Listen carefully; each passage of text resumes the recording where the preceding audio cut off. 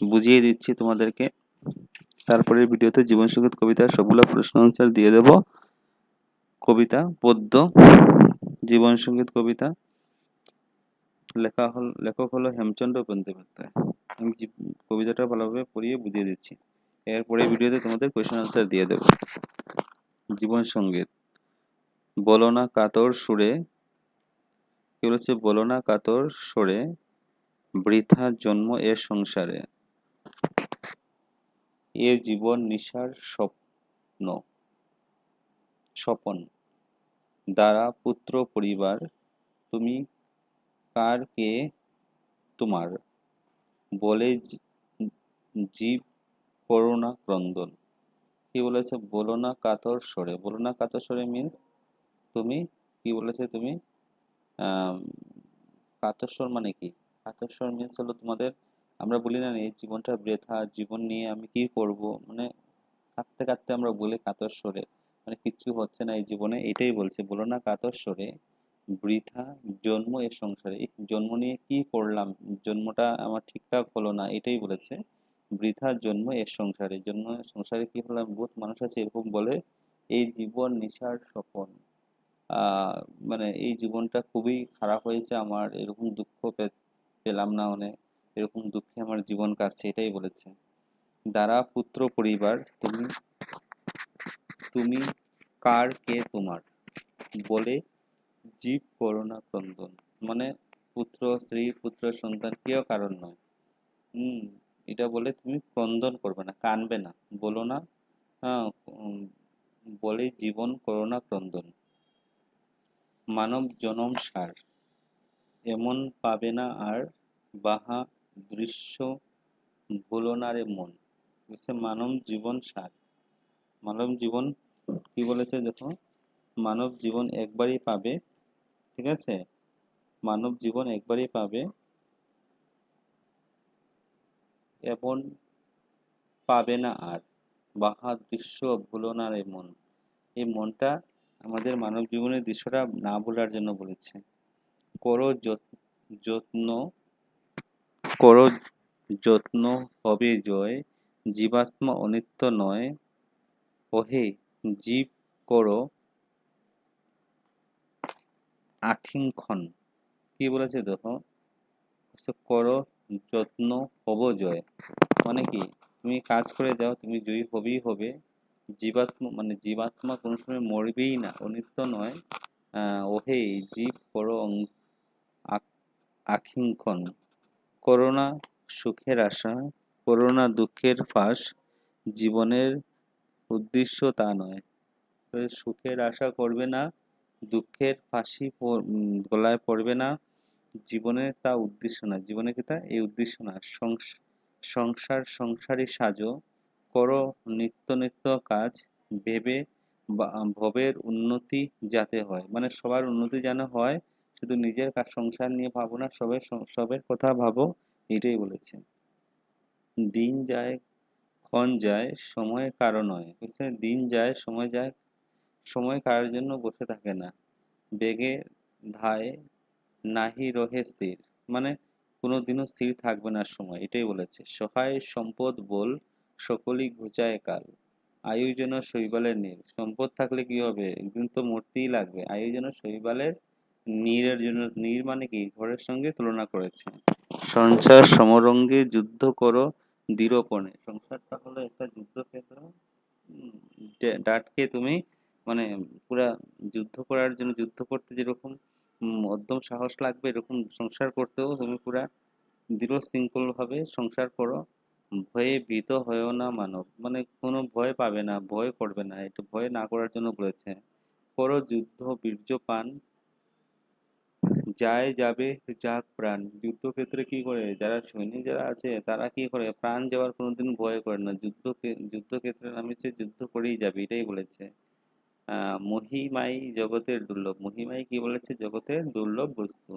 মনোহর মূর্তি হেরে, ওহে জীব অন্ধকারে, ভবিষ্যতে করোনা নির্ভর, কোনো সময় ভবিষ্যতে করবে না, কালকে করবো পরশুদিন করবো, এরকম কোনোদিনও হবে না, করবে না।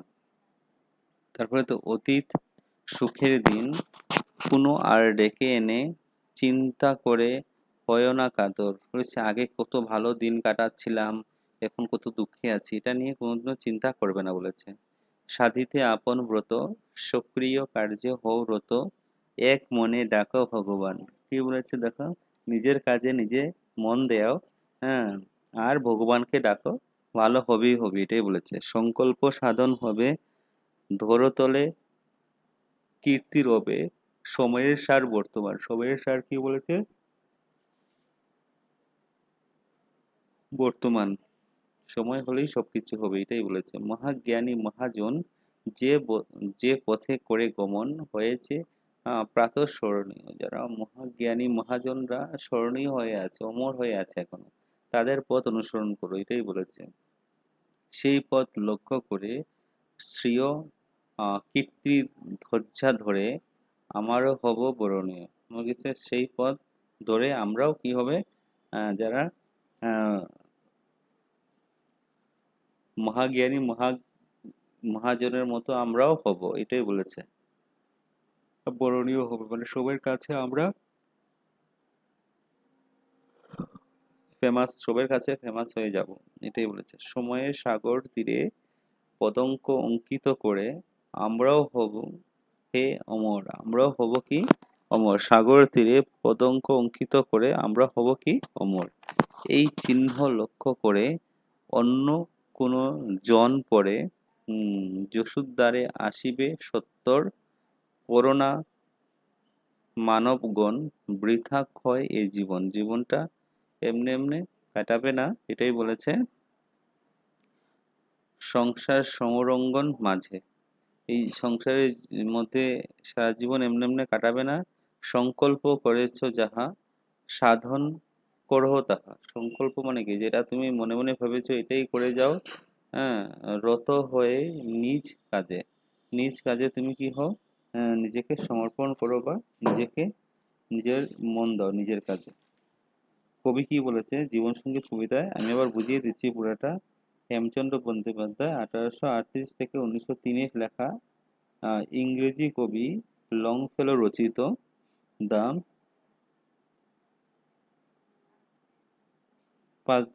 Plasm of life. কবিতাটি একটি সার্থক বাংলা অনুবাদ হলো কবি হেমচন্দ্রের জীবন সঙ্গীত কবিতা। কোথা থেকে এসেছে বুঝেছো? কবি আলোচ্য কবিতায় বলেছেন যে মানুষ যেন কাতর স্বরে নিজের জীবন ও জন্মকে বৃথা বলে আক্ষেপ করে না। নিজের জীবনকে কি বলে, বৃথা বলে বলবে না। কবির মতে এই জীবন রাতের স্বপ্নের মতো অসার। রাতের স্বপ্নের মতো অসার মানে রাতে যখন স্বপ্ন আসবে, স্বপ্নের মধ্যে কত কিছু আসবে, জীবনটাও সেম। অলৌকিক এবং বৃথা নয়। জীবনটা অলৌকিক এবং বৃথা নয়। এই মানব জীবন বহু সাধনার ফলে আমরা মানব জীবন পেয়ে থাকি। স্ত্রী সন্তান আপন না পর তা নিয়ে ভেবে কোনো চিন্তা লাভ নেই। স্ত্রী পুত্র আপন না পর ভাবে লাভ নেই। মানব জীবন বারবার আসে না, তাই এই এক জন্ম মানুষ তার নিজেদের যাবতীয় কাজ করে কৃতকার্য হবে। মানে নিজের কাজ করে তুমি নিজেকে কৃতকার্য হবে। যাহা বাহ্য দৃশ্য ভুলে গিয়ে অবহেলায় অনাদরে এই দুর্লভ মানব জীবন নষ্ট করা উচিত নয়। মানব জীবন নষ্ট করবে না। মানুষের আত্মা অক্ষয় অব্যয় নিত্য এবং ধ্বংস নেই। মানুষের জীবনে আত্মার কোনো ধ্বংস নেই, তাই বৃথা দুঃখ করে অযথা ক্রন্দনের বিদীপ্ত থেকে কোনো লাভ নেই। কোনো মানে কেঁদে কোনো লাভ নেই। কবির মতে দুঃখে হতাশা না করে মানুষ নিজ নিজ কাজে যত্নবান হতে পারলেই জীবনের সার্থকতা সম্ভব। তার ফলে দেশের ও দোষের মঙ্গল সাধন হবে, সবার মঙ্গল সাধন হবে। নিরবিচ্ছিন্ন সুখের আশায় শুধুমাত্র ফাঁসির দ্বারায় গলা পড়ে নেবার জন্য জীবনের কোনো অর্থ নেই। মানে ফাঁসি দিয়ে কোনো জীবনের কোনো অর্থ নেই। সময় বেগবান ও ক্ষণস্থায়ী, সময় চলতেই থাকবে। তো বলে কারোর জন্য অপেক্ষা করে থাকবে না। ধন সম্পদ আয়ু সকলেই ক্ষণস্থায়ী ও মায়া মাত্র।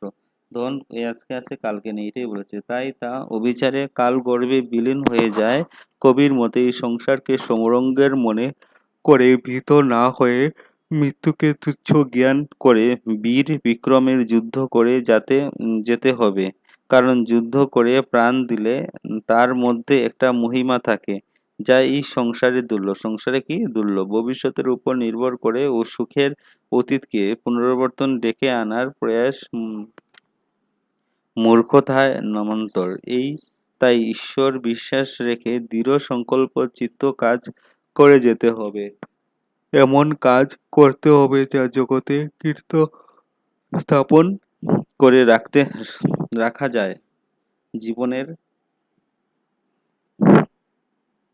সারবত্তা কেবল জ্ঞানীরাই জানে। তাই মহাজ্ঞানী মহাজনের পদাঙ্ক অনুসরণ করে চলতে পারলে যে কোনো কাজে কৃতজ্ঞ হওয়া সম্ভব এবং যার ফলে জীবনের প্রাতঃস্মরণীয় বরণীয় করে রাখা যাবে। এটাই তো বলেছে এই কবিতার মধ্যে। দেখো, কবি হেমচন্দ্রের জন্মকবি একটু পড়ে নেবে, এটা বেশি দরকার নেই। শব্দার্থগুলো পড়বে, শব্দার্থ বা টিকা। সুতরাং পদঙ্ক মানে পায়ের চিহ্ন, এটা তো জানোই। সমরঙ্গ মানে যুদ্ধক্ষেত্র। অঙ্কিন মানে আকাঙ্ক্ষিন মানে ইচ্ছা। স্থিয় মানে আপন নিজের। সংকল্প মানে অভিপ্রায়। লক্ষ্য মানে উদ্দেশ্য। বরণীয় বরণের যোগ্য। মহাজন মানে মহৎ ব্যক্তি। দুর্লভ মানে বিরল বা দুষ্প্রাপ্য। মনোহর বা মনোহর হলো আপাত সুন্দর। অনিত্য মানে অস্থায়ী। ধরাতলে মানে পৃথিবী। নির্ভর মানে ভরসা। বীর্যপানে মানে সাহসী। কীর্তি মানে যশ। আর দ্বারা মানে স্ত্রী। শৈবাল মানে শেওলা। মহিমা মানে গৌরব। সংকল্প মানে পণ। নীর মানে জল। এটা হলো পুরো কবিতার তোমাদের কবিতাটা বুঝিয়ে দিয়েছি, এবং প্রশ্ন উত্তর আরেকটা ভিডিওর মাধ্যমে তোমাদেরকে আমি দিয়ে দেবো। ভিডিওটা ভালো লাগে তো একটা লাইক করে দেবে। সকল চ্যাপ্টারের সকল কিছু আমি কনসেপ্ট সবগুলো বুঝিয়ে দেবো। পরীক্ষাতে যে কোনো প্রশ্ন 30% প্রশ্ন আনকমন আসবে। এগুলো কনসেপ্ট বুঝে গেলে তোমরা অনায়াসে করতে পারবে। চ্যানেলটা সাবস্ক্রাইব করে রাখবে, অন্য ভিডিও তোমরা পাবে যেগুলো পড়লে তোমরা উপকৃত হতে পারবে, পরীক্ষাতে গিয়ে 100% পাস করে নিতে পারবে।